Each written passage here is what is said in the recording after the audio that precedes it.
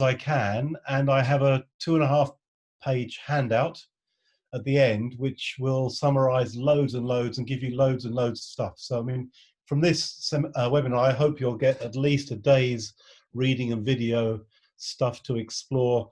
I'm hoping to give you something for beginners, false beginners, and intermediate. I'm not sure I can stretch myself to intermediate, but let's get it going. Thank you so much for coming, to Jimena, for organizing this, and again, apologies for the delay. What I'm going to do first is try and use some of the resources which I have in English ID, but which you can relatively easily find for yourself. So aspects might appear commercial, but trust me, with a little thought, you can dig around and find these things for yourselves. But of course, if you use ID, so much the better. So here we go. You've heard this video so many times now. How many questions do you, I'm going to play a video to you twice. And I want you just to answer the 2 questions. How many questions do you hear, and which are the 4 question words you hear? Off we go. What do you want from me? Why don't you run from me? What are you wondering? What do you know? Why don't you stay with me? Why do you care for me? When we all fall asleep, where do we go? Bit scary, isn't it? But then I would ask you to try and write them down, perhaps in your chat room, if you were in other rooms alongside. Perhaps then you could talk to a study buddy or whatever. But I'm just asking you to try and challenge yourselves for the purposes of this. And I'll give you another chance this time. Try and order the question words as you hear them, and how many verb be questions, and which of them are negative. Okay. I think a lot of online teaching depends on the students testing themselves, because they can't all feed back. So what I try to do is, every time there is a listening or a repeat video segment, I think it's pretty imperative to change the question so you can pick up the fast and the slow. Here we go again. What do you want from me? Why don't you run from me? What are you wondering? What do you know? Why don't you stay with me? Why do you care for me? When we all fall asleep, where do we go? Okay, so I'm just demonstrating now. I won't chase the answers because we lost so much time. That's the answer. 7 questions. Give yourself a pat on the back, or an extra point if you got it right. How many question words? You can type in your answers to Jimena if you wish. There were 4. They go into there. I could then do that with you, but I won't because of time. How many verb be questions? There were 2. How many negative questions? You can see the power of this, and all you need to do is get hold of this video or ask one of your techie students to download it for you. It's a great way to grab their attention when you're revising questions, which we so often do at the beginning of the class. Here's the answer, just to satisfy. What do you want from me? Why don't you run from me? What are you wondering? What do you know? Why don't you stay with me? Why do you care for me? When we all fall asleep, where do we go? Okay, so if you got it all right, celebrate, wave your arms so I can at least see some celebration. I hope you did. Is everybody hearing this okay? Is it working now? Yes, Ron. Yeah. We're good.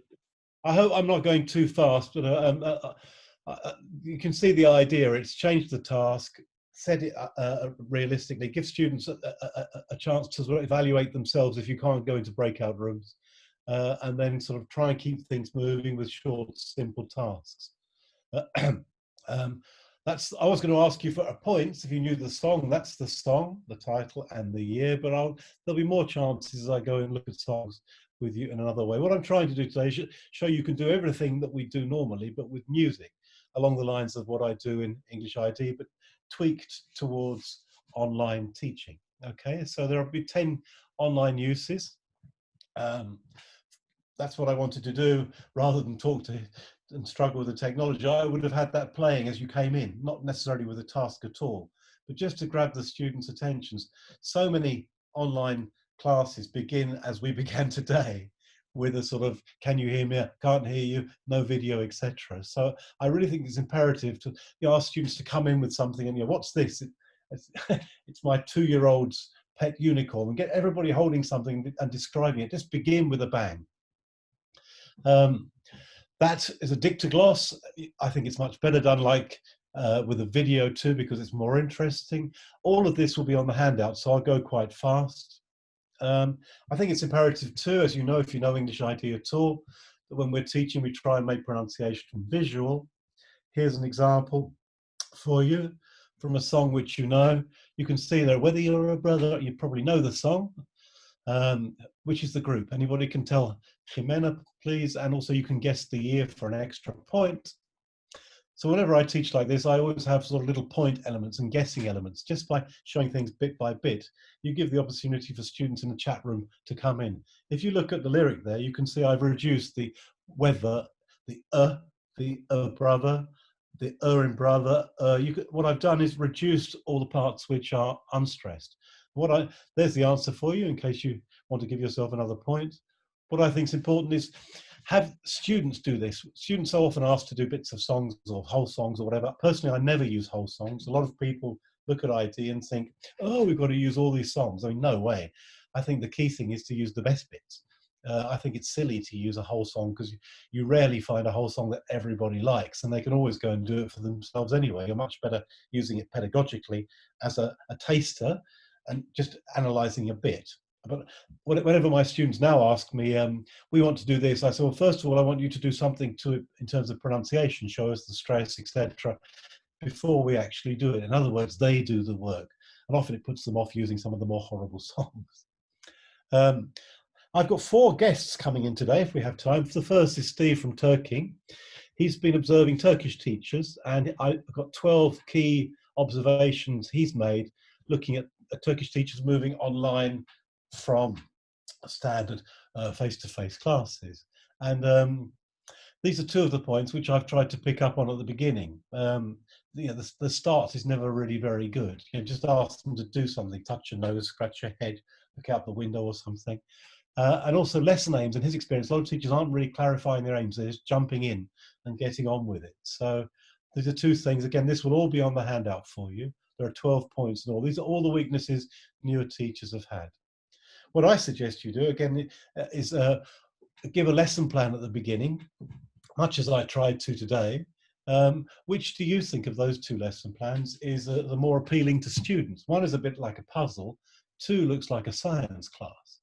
And I think it's what I tried to do using, here's another one below. Which of those do you think, if you just put a little puzzle up on your screen to begin the class, which one do you think is going to draw the students in more? The one on the left, the menu, or the standard plan? To my mind, you're much better off setting things in a puzzle way, the same as I'm trying to do with the songs as well. Make it puzzle-like and get the students to work it out. How will they work it out? Well, they'll contrast mentally. And a lot of the content you'll see today, I'm encouraging you to use much more translation because you're not in the classroom. So it's less imperative that students are blah, blah, blah, blah, blah all the time in English. It's much more important, I think, that you draw English from the students, but you allow them to make the inevitable references to the mother tongue. And this, as you know, is built in to, do you like the idea? If you do, please give Jimena some feedback. I think it's easy to express the aims of any lesson in terms of what mistakes will the students make in this lesson, and then try and anticipate them, put them at the front of the class, so when they come in, they notice the mistake. Obviously, they're translating and noticing that this is what I would say if I were using my mother tongue, and it primes them to the content of the class much more than the sort of traditional lists we give them on the right. This is obviously, from English ID, the common mistake system, but I'm encouraging you to try and think about it creatively, try and front your lessons with it. This is what I've been doing for years and years, weeding the obvious translation mistakes out, putting them on the board. The students work them out by mental translation, so they're thinking between the languages, and guess what? That's what they do all the time. We say don't translate, but it's always too late. They've already translated. So what I've done is find a way to use my knowledge of their language to help them help themselves in a more intelligent way. And because it's puzzle-like, it's interesting, it's intriguing, rather than just the standard on a plate inductive or deductive approach. And this is an English ID again. Sorry if I'm a little bit commercial, but you know, this is how I'm earning my living at the moment. And it's very difficult to do so, locked down in England. What's happening here is, I'm in Brighton at the moment, just so you know, it's very, very sunny. It's very difficult to keep people indoors because people in England automatically go out. If you're interested, I'm wearing shorts at the moment, so and it's only 20 degrees. So that's what happens to us English here. Anyway, there you go. If you're interested in reading about this, on the handout I'll give you, I've written an article called Inductive, Deductive, or Seductive, and there's the link there, and it's in a wonderful magazine which I'd like to publicize, produced by Paul Davis in Mexico. It's of use to all of us Latin American teachers. He's got some wonderful articles in there. You can find it through that link, which I'll give you at the end. Some more observations from Steve's. They're all for you to read through. I think they're fairly obvious, but they're traps that we all fall into at the beginning.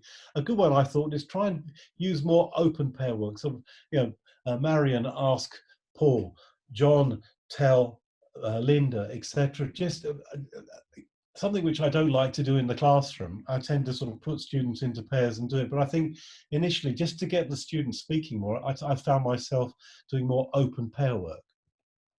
To avoid obviously one dominant student. Many of the classes Steve's seeing in Turkey, the teacher is sort of talking to the strong student and praying for the rest and then moving on, leaving so many people behind. I think the key thing, which those of you who've seen me in my videos on YouTube, but also in talks I've given, it's all about a small amount, a short time, and then share. Teachers, if you're talking for more than a minute, as I am now, this is a presentation, it's not a class, you have no idea, because they're not all going to chat. Most of them will say yes teacher, no teacher. You need the breakout rooms and the chat windows to get feedback, and you can't do that if you're blathering away. So I think teacher speak has to be even shorter online to get responses. Whether it's largely written response, that's okay, at least it's a response. The worst type of teaching which he's seen is where the teacher just play a 3-minute listening. And of course, the students say, again, teacher, after that. And so you've played it for 6 minutes and the students haven't said anything. Again, I think we really need to be reducing things down to short bursts. Play a bit, pause, compare, play a bit, pause, write down something you've understood, share, share, share, breaking things up. It may not be a natural flow, but it's a much better class. Otherwise, you're going to lose students. And then there are more things which I'd like you to read afterwards.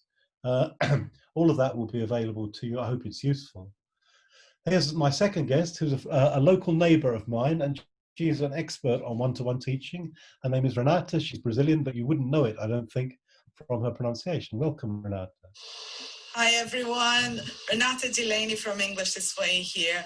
I hope you are enjoying Paul's webinar. He asked me to give you some tips on online teaching and also on subtitles. So let's do this. Now I'd like to share with you my 3 C's of online learning. I had to do a lot of research on online pedagogy when I started my business in 2016. I came across a very famous theory by Professor Gilly Salmon. So she has 5 stages. I highly recommend you have a look at that. But I'm going to share with you now the 3 C's, which are related to her 5 stages, but I kind of simplified things for my own sake. So let's have a look at the 3 C's and what they mean. My first C of online learning is communication. That's where everything starts. That's where you're going to leave your students with a first good impression. So how you communicate with them, how you model your communication online are 2 essential things that you need to think before you start doing anything. Are you going to communicate with them via WhatsApp? How are you going to communicate with them in the chat box? How are you going to communicate with them orally? How are you going to communicate them via email? Are you going to use a VLE? You need to establish your communication first thing before you do anything. And make sure it's sweet and short. My second C of online learning is collaboration. You need to make sure your online lessons are student-centered. So how can you do that online? You have to make sure you offer your students opportunities to share their screen, to share their notes online, that they are typing full answers in the chat box, that they are sending you audio recordings with their speaking homework, that they are the center of attention, and you are enabling online collaboration. You can promote collaboration via social media, via forums on your virtual learning environment, via email. Make sure you foster opportunities for collaboration online. My last C of online learning is content. You have to make sure your content is available to your students before, during, and after your lesson. Make sure your content is engaging. So don't use only PowerPoint slides. Make sure you use video, use social media, use virtual learning platforms, use audio files, use podcasts. There are so many things you can do with content nowadays. Don't rely on PowerPoint only. Don't be afraid to experiment with different things. For example, now I am in the jungle and there's a snake. If you're wondering how I recorded this video, I used my mobile phone and I used Clips.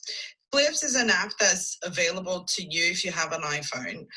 There are Android versions as well, but it's very simple and quick, and you can add captions. So Paul asked me about one way to add subtitles to your videos, and this is one way. So you can record your videos on Clips and add subtitles, like you can see these ones here.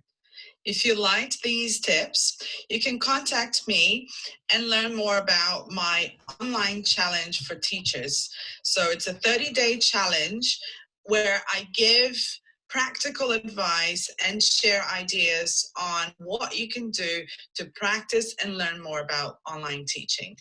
I hope you enjoyed this webinar and good luck with your teaching. Bye. Okay, so that's Renata, and you've got her contact there.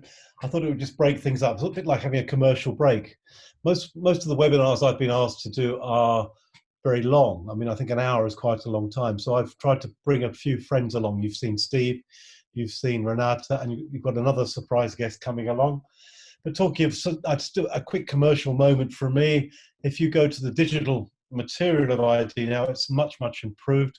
We've got video watching it with or without subtitles, and then the students are able to actually interact with the characters. They can play either role. How they do this, they do activities to prepare themselves like this, and then they record themselves in a conversation with one of the characters. They can play either role. They can be Paolo or they could be Lucy, and then they can listen back to themselves and evaluate their own performance. It's really nice. That's the video from the course book. Another number four in terms of uses of authentic song extracts online. I'm going to play you a little clip from a song, and I want you to find 3 words or phrases that rhyme with famous.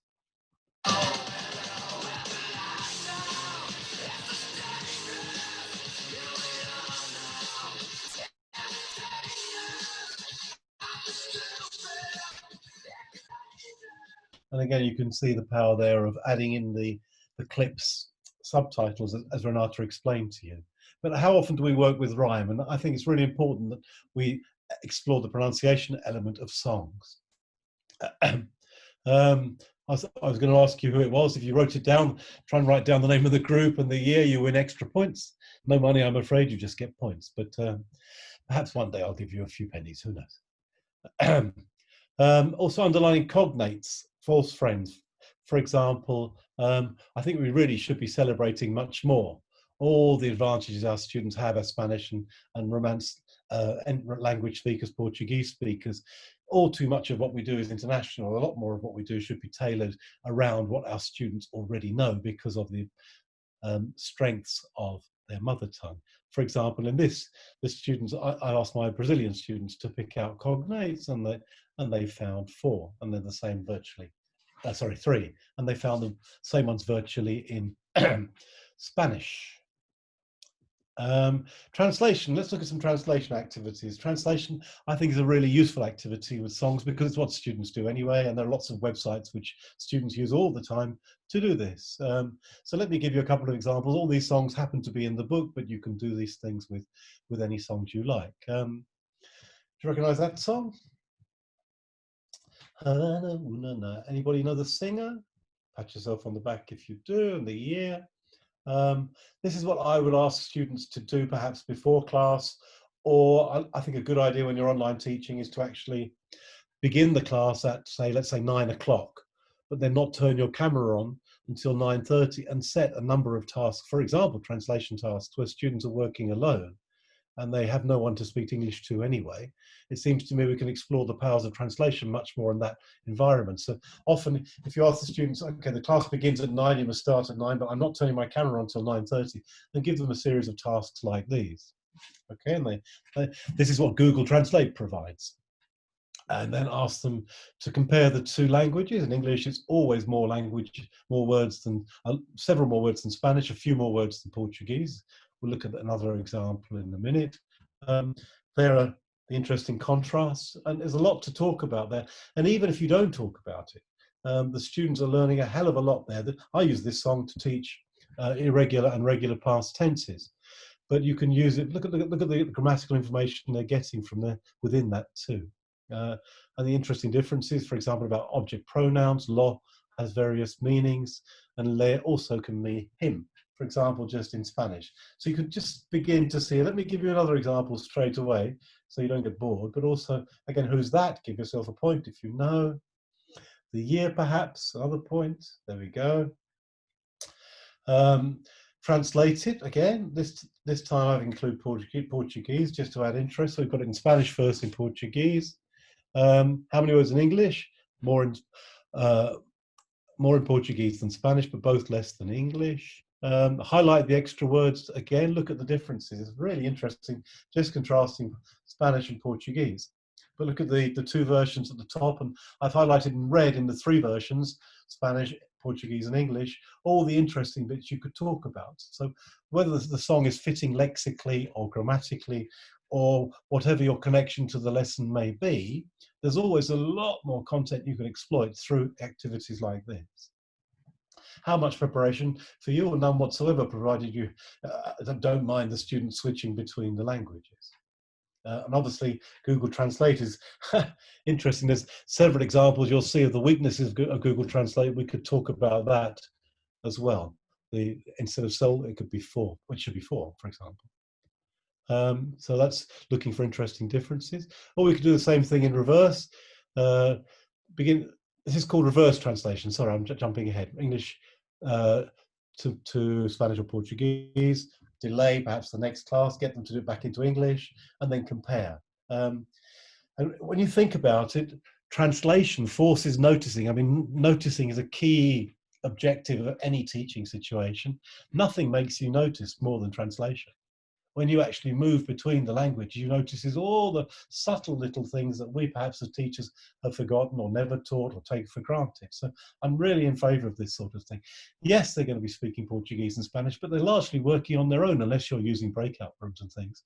And I think this process is massively informative, because if they start to choose the songs, then which they obviously will, you can really, really take this far. You could do it the other way. Anybody recognize that song? I've got it in Spanish and English. This is just Google Translate, so it's not perfect, but it's not bad. It's actually a lot better than it was 2 years ago. Anybody got it? There's a clue there. Singer.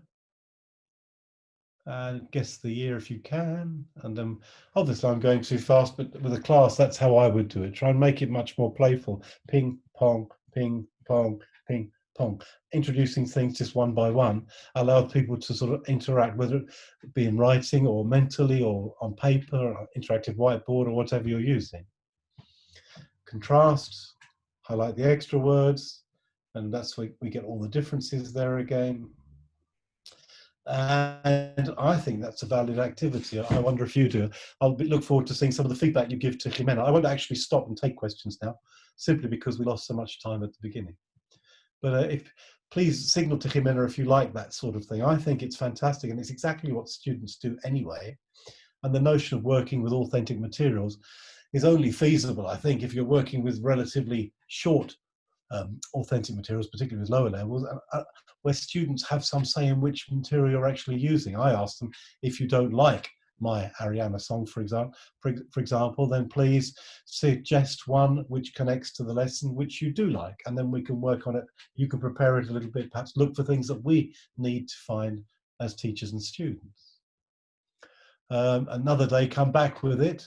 this time gapped, and see if they can complete the song and take it back to its original version. There's so many things you can do just playing backwards and forwards with things. And of course, once students get the idea, they can set these tasks for each other. It's much more intriguing than your standard app type exercise where students are just sort of chunking vocabulary or mechanically operating grammar. It's much more interesting to play, I think, with little authentic English. And of course, they've got the pronunciation whenever they want to, so it gives them this massive input of chunks of real language, insights and real language. Many people call translation the fifth skill. I agree. I mean, you can't really work between languages unless you're able to move between them, which is what we're training students to do. And there's a book for you, which I've quoted here, and I'll quote again in the reference. To my mind, that was the best book published 5 years ago now. Wow, it's gone quickly. It's full of good ideas. I highly recommend it. 7 more. Get students then to find the best or the worst video versions of any songs you're using. Bring next lesson. Google alternatives. You all know about Vagalume if you live in Brazil. Virtually every song you need provides that translation, so it's easy for students to start doing this. Music's Match is the best one I found for Spanish songs, and just in case any of you are still in the 20th century, every student on earth loves lyrics training, so if you're not recommending that, then please do. I'm sure you know them all. Getting students to sing it or try and record it in different styles. This really does appeal to certain sort of types of students, those who are into karaoke and stuff. And karaoke is actually the best pronunciation activity in the world, funnily enough. And it gets students to illustrate the grammar. For example, if you ask, for next lesson we're going to have revised conditionals, for example. For homework, what I'd like you to bring to class or in your first 10 minutes online before I actually turn on my camera, look for a song with if. And all you need to do is Google if lyric and you'll find lots and lots of songs. Or probably if they go through their phones, they can find one in a title. I've done this many, many times. Here's an example which I got with used to. This was last year. I taught a class in exactly that way. For class, find all the songs that you can, preferably that you like, with used to in. And then they came up with these and some more, which I've cut out because of the screen size. And then we worked through them and we pick out, what do you notice about used to? When is it followed by an infinitive? When is it followed by ing? And all the standard stuff. But it's real, and the students are producing material. They have much more control and obviously much more interest. And it's also sharing each other's culture. Guess what? Ding-a-ling-a-ling, commercial moment. It's what it says. There are that many songs in the 6 levels of English ID and identities. Happy Christmas. Also now, just so you know about the 2nd edition, the teacher's notes are fabulous. Now we've got at least 45, I counted, different techniques for songs. Here's the song I use now to teach or revise the present simple.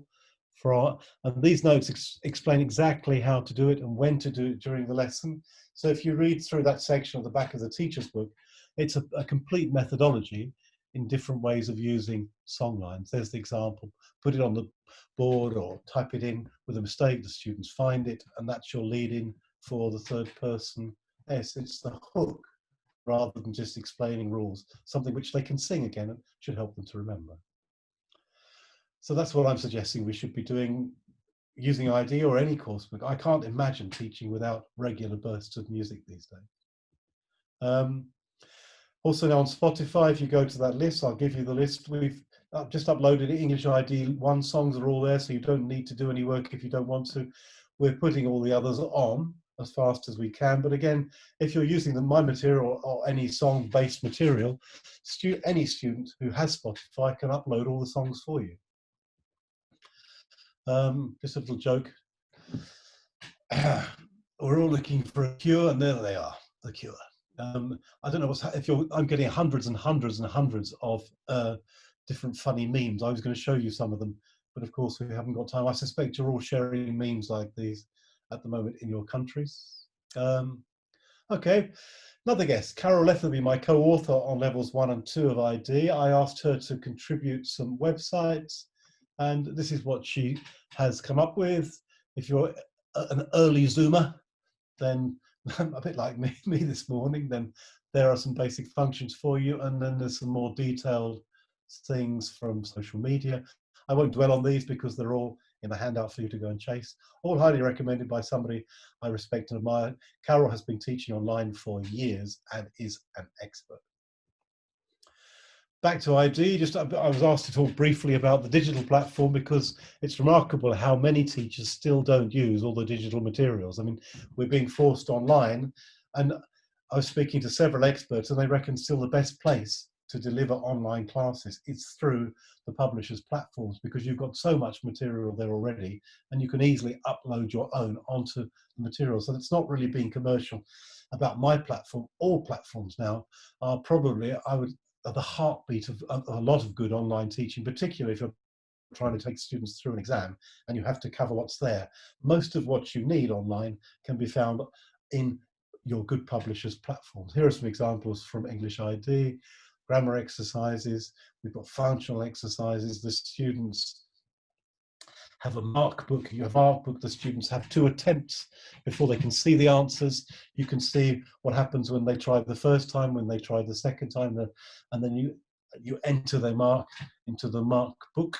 So it's much easier to monitor what they are or aren't doing. One of the online problems is we set so much. Flipping, for example, the idea of setting tasks before a class it often falls down because the students haven't done it. At least with the platforms, you can see what they have or haven't done and actually reprimand if need be. Taking you back to the students, but again, something in English ID which people don't always notice is that we've got a wonderful built-in picture dictionary. With 400 words per level, which students can be sent to revise. If the technology goes wrong, send them to test themselves by covering the words, look at the image, etc. And what I like about this is it's always contextualized, so it helps them remember. And also it sensibly does. So many books have a slab, a really large vocabulary section at the back of the book, which has too many words at once, and it's very hard to deal with in short bursts in class. And then, again, some teachers haven't noticed this, but in the review classes, we have a built-in picture dictionary. This is from ID2, sending them back and forth to pages, again, all for self-testing. So these are the sorts of tasks I would be setting students if I were using English ID with online classes, for them to catch up, work alone, fill in time at the beginning of the class. If you can have the camera off moments with this sort of thing before you turn the camera on, my feeling is it's easier for you to manage and the more likely to do some of these flipping tasks. Not flipping as in awful, but flipping as in see it first and then polish with the teacher. Another activity I really like is that English ID has a 60, all the the lesson titles in English ID are questions. So you have a syllabus. And these are great for memorizing. And every time I've had a technical problem, if you do have breakout rooms or if your students do have study buddies, and I would recommend you always allocate a study buddy, they can go onto WhatsApp or Google or whatever they're using to communicate, and they can actually ask and answer these questions, perhaps before the class, during the class, or after the class. So you've got a whole syllabus in each book just in the question titles. Would you like, Jimena, to choose one of those to ask me now, just to prove that it works? What are you going to do next year? I haven't got a clue. Everything's been cancelled. Hopefully, come to your continent and see all you wonderful people again, but fingers crossed. I would like to ask you back, but the session will never end. Thank you, Jimena. Also, there's an E-Workbook, which is trackable now. E-Workbooks are much more popular and combining with online classes, and that's how the Mark book works. You can see there's some pages from the book, that sort of thing. The students get 2 attempts and they only get to see the answers after they've tried twice. So if they got 10% the first time, the teacher gets to see that. If they got 50% the second time, that's their mark that goes into the book. If they didn't do it, the teacher has a way of chasing them up. My feeling is this is wonderful for online teaching. And why go away and make up your own stuff if you've got all this readily available? I do think that was always the problem with Dogme. That, how do students revise without regularly revisiting the same material? Another visitor for you. This time, a very close friend of mine, you'll probably all know him. If you don't, this is a gift for you. Happy Christmas. Hi, this is Russell Stannard from Teacher Training Videos. I hope you're enjoying Paul's talk. Paul asked me if I could recommend a few useful websites or videos to help you to learn about teaching online. So I've prepared a special handout, and in that handout there are links to some really useful videos, how to use Edmodo, how to use Zoom, some ideas about how to make your lessons a little bit more interesting, and also some of the collaboration tools that you can use when teaching online as well. So to receive the handout, all you need to do is email me, russellhandout@gmail.com. That's russellhandout, all one word, russellhandout@gmail.com. In the subject, just write Paul's talk, and then all you need to write is, hello, I am. Tell me your name, from, and tell me where you're from. Automatically, you will receive the handout. It's got help with Zoom, it's got help with Edmodo, it's got some great tips on using collaboration tools to make your online learning more interesting. And I really hope that the video is useful. And I also hope that you're really enjoying today Paul's talk, and thank you very much. Isn't he lovely? I would love to know, perhaps you could signal to him, how many of you have heard of teachertrainingvideos.com? If you haven't, he's one of my best resources, as well as being a good mate and a very good guy. He's one of the best resources I've come across for basically taking teachers into the technological world. Some of the teachers here might have been in the 3-day course he offered with Donna a couple of weeks ago. So some of the teachers in this room might already know him, because we did offer a 3-day course with him and Donna a couple of weeks ago. Yeah, I met them both in Turkey recently. That's where I was when the lockdown started. I had to race back from Turkey with Donna rushing back to Spain and Russell and I rushing back to England before we were closed out. Yeah, he's a great guy. Thank you. Hi. Oh, hi again, Russell. Bye, Russell. I've created 3 different pronunciation charts, and this is the best one, I think, because it's based on rhyme. If you don't know the material, you don't need to use the material to use this at all, but it's really good. You've got 3 tree, E, 6 mix, pick, I, book, cook, etc. What I like about this in particular is it's great for students to pick out where they should focus. I mean, you don't need to focus on all the sounds. That's one of the problems with international course books, is they focus on sounds which your students don't have a problem with. And here I've identified where they do need to focus. And I think it's a really useful thing, again, for teachers to send students to work on their own. And what I'm trying to foster is an attitude of, thank God we speak Spanish or Portuguese, rather than see Spanish and Portuguese as the enemy. Something which is fundamental is that an A1 or an A2 or a B1 Spanish speaker or Portuguese speaker, Latin American, is infinitely richer than an A1, A2 or B1 Chinese or Arabic speaker, because they can read so much more, because they've got access to so many more words. And for too long, we've been sort of classifying all these people internationally. Latinos and Brazilians, everybody in our continent should, or your continent at the moment, but mine in my heart, everybody should be learning English more quickly. And the reason they don't is because we simply haven't been tailoring things to their advantages. So this is the sort of thing you can find online now. They can record themselves and compare, pajamas, bananas in pajamas. They can say various things. With the consonants, they've got the same thing, which is a wonderful resource. Students love this sort of thing. They often buy apps just to do the same thing. But the thing is here, all the words which I'm using are recycled in the material. So again, one of the problems with apps is it's random. The beautiful thing about courses is they recycle. This is what I've been doing with a group recently, just getting them to create silly sentences with the images, like pig eating a pie, a bird on a bike, a monster with a medal. There's so much you can do with these things if you want to. Just a little bit of imagination. Once the students get going, I've had full tongue twisters generated by students with very little English, just around these pictures. And beneath the chart, if you look carefully, there are the spelling patterns. How much time now do you give to spelling? How much? honestly, how the current course materials, international course materials, have been, in my experience, pretty weak on spelling. What I'm trying to do is help students an awful lot more than has been, and this is what you get in the book. And then what I've been asking students to do as interesting tasks around my online classes is have them find more examples of each pattern, or find the most common pattern, or find rhyming words, or find short poems. I haven't got time to show you today, but you can imagine the sorts of things they can get up to. Just from this, it's a wonderful trigger. And if you think about it, what, in my experience, Spanish speakers, for example, have greater problems with English spelling than they do with English grammar. So why don't we give a little bit more help with spelling like this? Another thing which you've got uniquely in English ID, I have to point these things out because if you've got the material, you should, I think, really be exploiting it in these times. You've got pronunciation activities in every class. All you need to do is ask students to listen again through the platform, whatever, and do the pronunciation activities.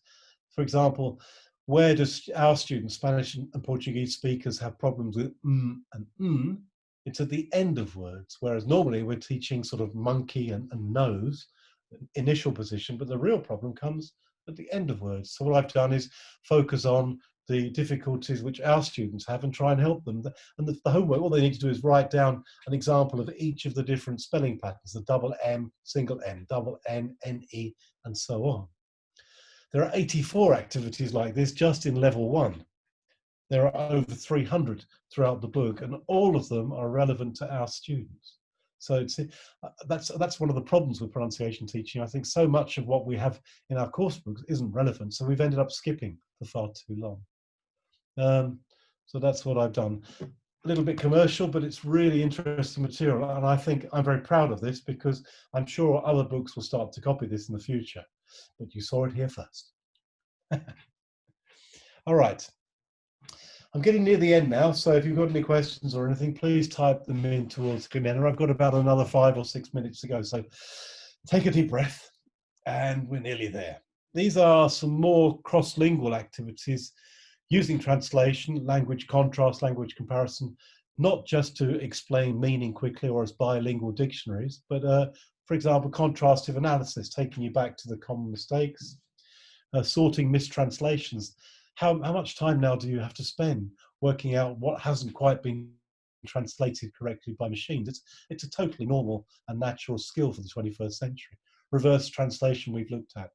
Having students agree which is the best version when you go from, for example, English to Spanish and then back to English, and then contrast which of their versions is better. Same with songs, beginning with the text in the mother tongue going the other way. All of these things have a huge validity, particularly if the students are choosing the text. And the secret is short text.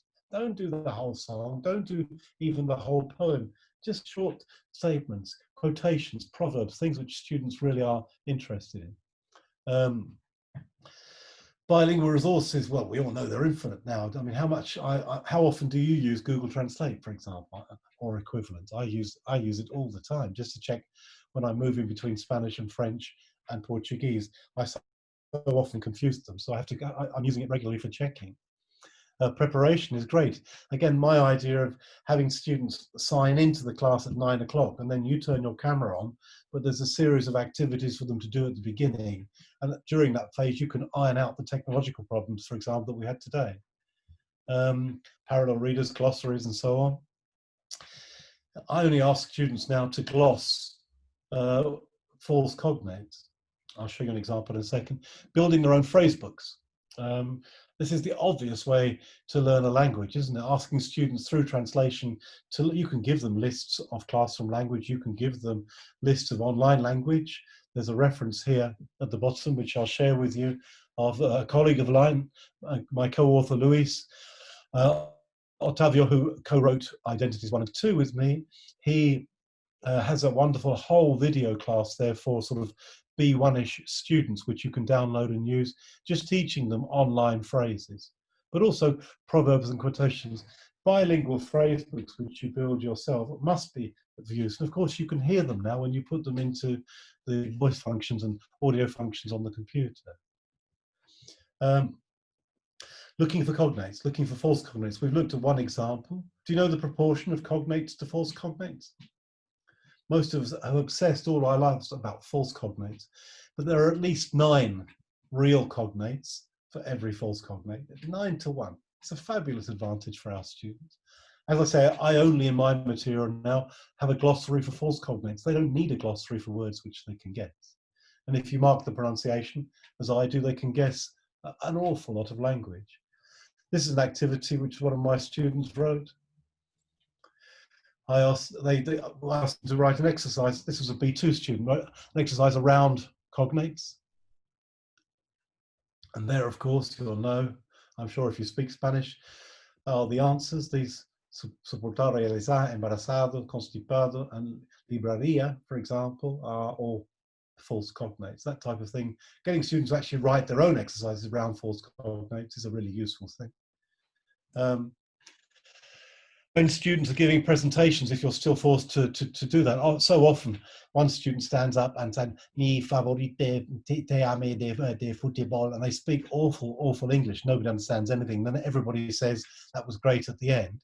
What I try and ask them to do now is when you're giving a presentation about your favorite soccer team, a recipe or whatever, prepare a glossary and share it with the students so that other people can actually understand more and notice when you're using some of these difficult words, so they actually learn something from it.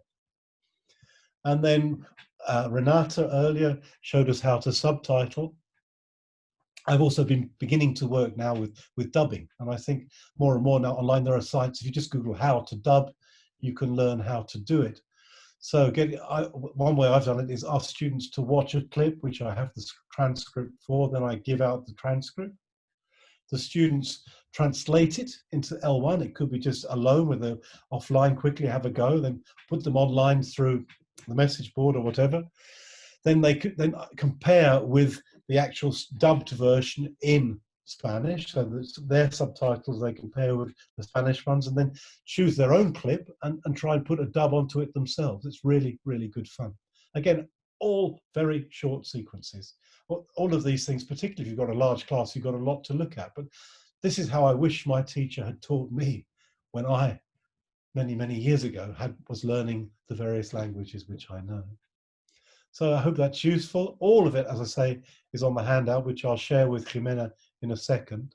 Thank you very much for aguantating me. I hope it's been useful. I've rushed a bit because I wasn't quite sure how to get this in. I hope you've enjoyed meeting my friends, my guests, and do please fire away with your questions. And as always, enjoy your teaching, because if you don't, who will?